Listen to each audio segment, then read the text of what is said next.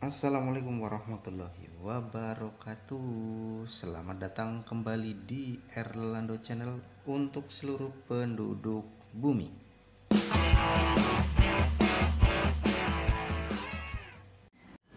Oke John, jadi kali ini kita mau sharing testimoni pengalaman pakai manifold ya John. Jadi yang kita mau sharing adalah pengalaman untuk pemakaian manifold yang merek IDN John. Tuh ada di sana tuh John. Manifold yang terpasang ya. Jadi ini bukan manifold orinya si motor ini ya John. Bukan ori manifold si Yamaha Scorpio, tapi ini merek KW lah. Mereknya IDN.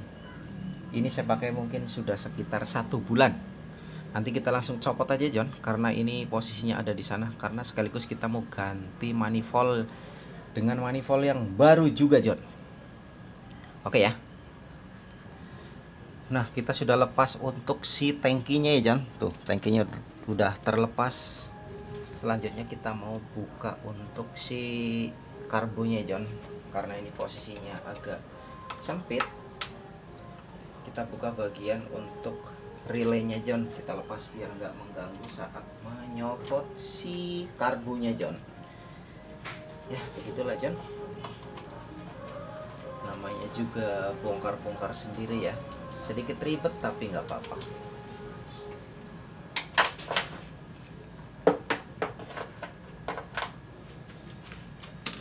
Oke, nah ini barang segini tapi suka ganggu nih pas mau ngelepas si karbunya ya.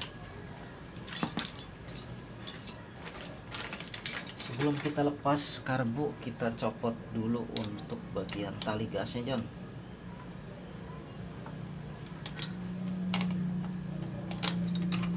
Buat yang senang bongkar-bongkar kalau di rumah ya, kayak saya nih, biasanya kadang-kadang saya itu jarang ke bengkel.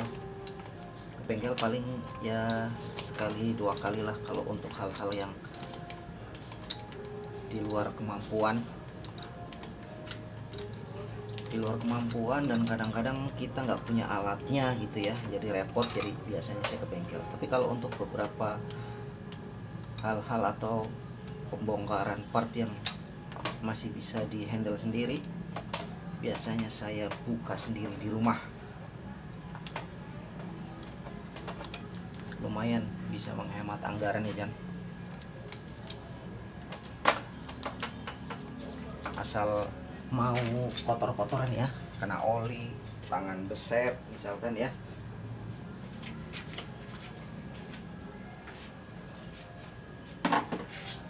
Oke, selanjutnya kita buka untuk di bagian ini nih, bagian manifold. Bentar.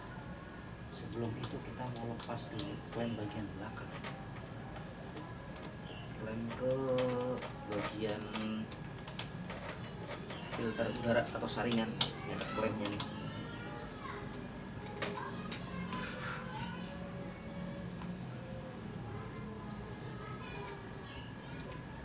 Oke, selanjutnya kita mulai buka untuk bagian bautnya. Baut untuk si manifoldnya nih, yang nempel ke blok mesin ya.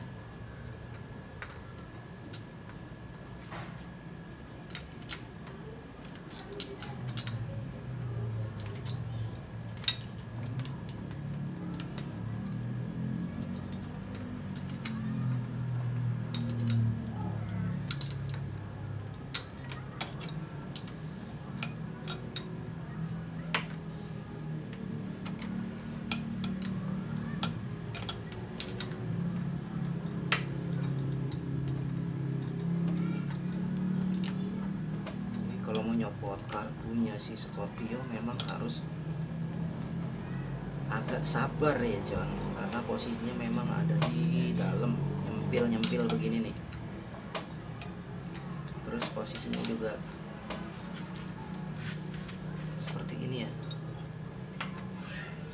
Buka bautnya juga harus hati-hati, pakai kunci yang proper, yang span, Jangan asal pakai kunci yang gak jelas, nanti bautnya pada selek. Runyam pokoknya kalau baut udah pada selek, jadi 2 kali kerja nanti.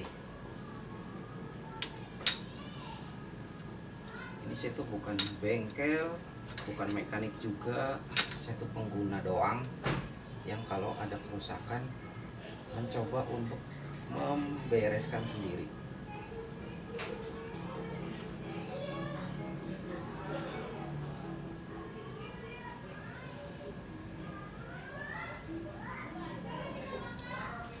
Oke, baut yang di sebelah kiri sudah terlepas,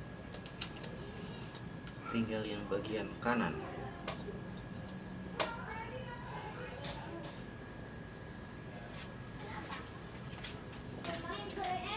Karena ini agak lama jadi kita skip dulu aja ya. Oke, untuk bautnya sudah terlepas semua ya, tinggal kita lepaskan untuk manifoldnya, John. Oke, nah ini dia, John.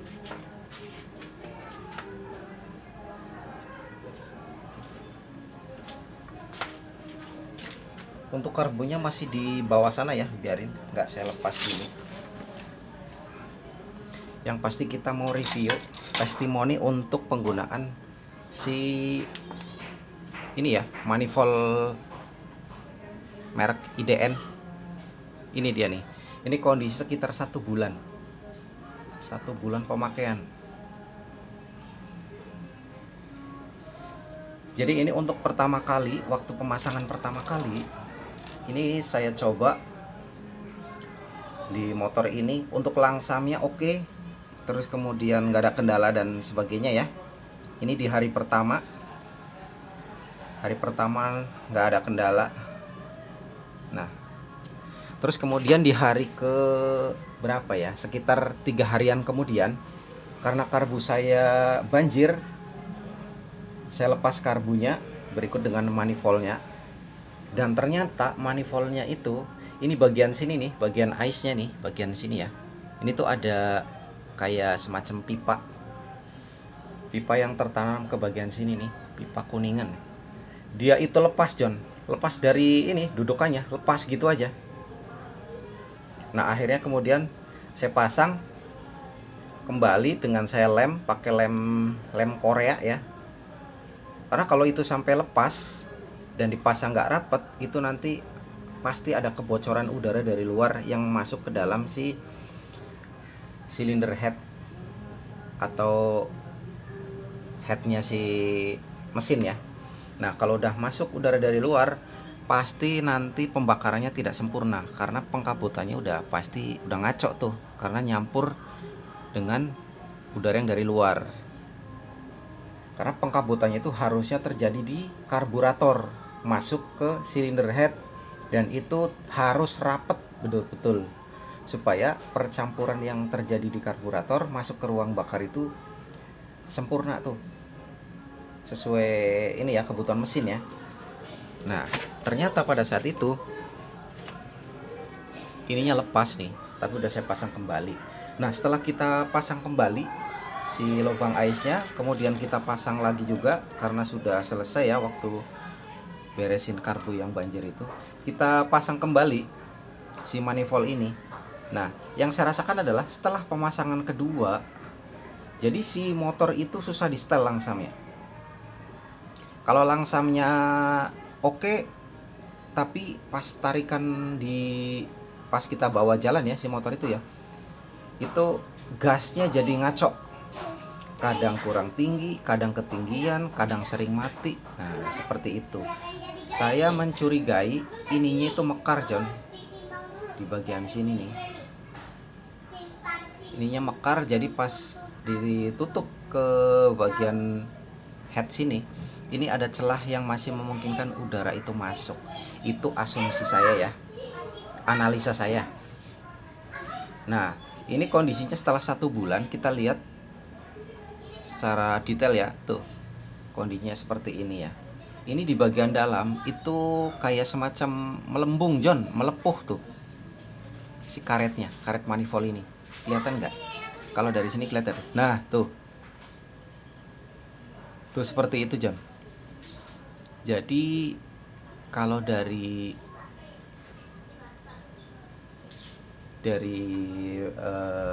analisa saya, bahan dari karetnya ini memang tidak sesuai dengan spesifikasi kebutuhan motor ini.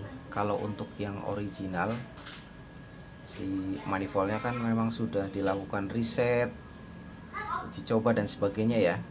Plastiknya pasti plastik yang didesain khusus untuk menahan suhu mesin. Dia kan karena dia tuh nempel deket banget sama blok mesin ya, sudah pasti panas banget.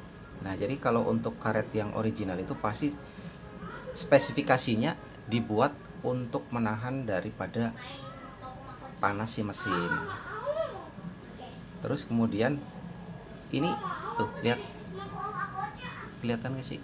Nah itu kalau ini itu sampai melepuh begitu tuh. Bisa jadi karena memang panas, bisa jadi karena selain panas juga karena memang berinteraksi dengan bahan bakar.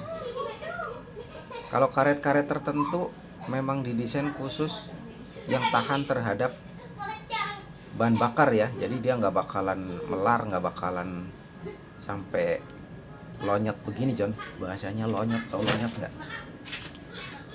Melepuh lah tuh. Ini sampai melepuh John. Tuh.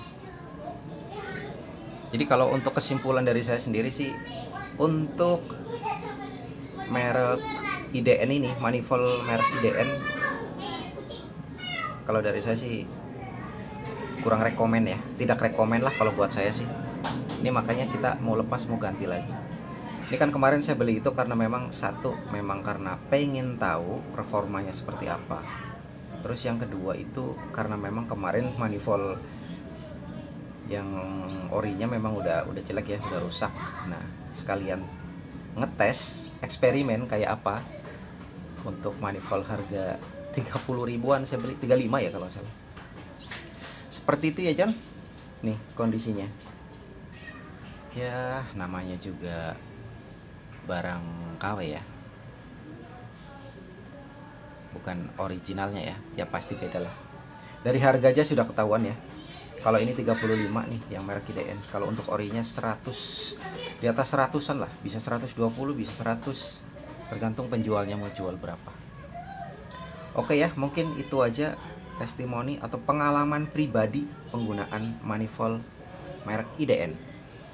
Terima kasih banyak yang sudah menonton. Semoga bermanfaat. Atau mungkin ada teman-teman yang punya pengalaman pakai manifold model seperti ini, merek-merek seperti ini ya. Silakan sharing di kolom komentar. Mudah-mudahan bisa apa ya, diambil ilmunya lah, atau hikmahnya, atau mungkin pengalamannya. Oke, terima kasih banyak. Cukup sekian dan bye bye.